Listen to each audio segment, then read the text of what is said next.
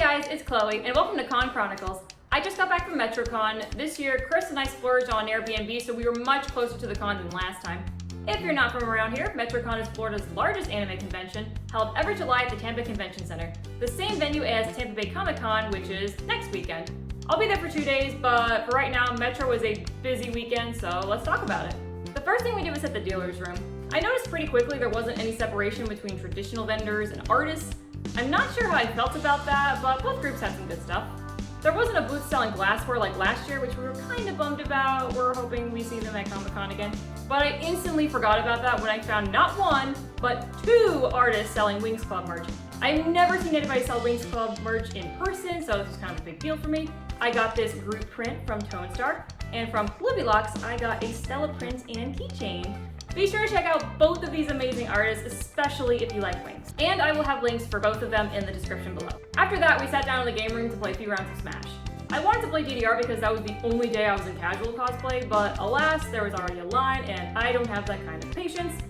Every year, at every con I go to, I wish there was more than one DDR machine, but the game room felt like a downgrade from last year with not as many arcade machines in general. It was mostly Smash setups with 1 or 2 other games in between. But since other games were loaded onto each Switch, you could play something else. And we did. One of the bigger TVs had another game on it, but we switched it to Smash. And I beat him. Most of the time. And the cosplay repair station came back. Whoever is telling these staffers the repair station is not needed, stop it. I needed safety pins to secure my wings for Stella on Saturday, and they came in clutch. I saw several other people being helped as well. They even gave out stickers, which is super cute.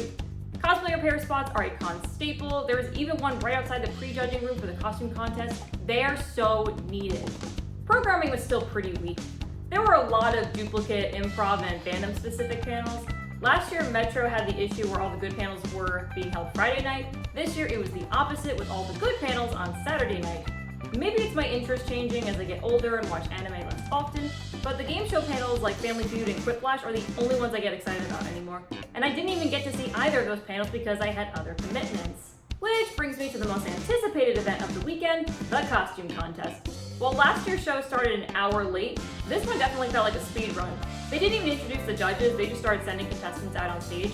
It made sense to rush at Metrocon because the hobbits were breathing down our necks, but here they had 2 hours and did it in 1.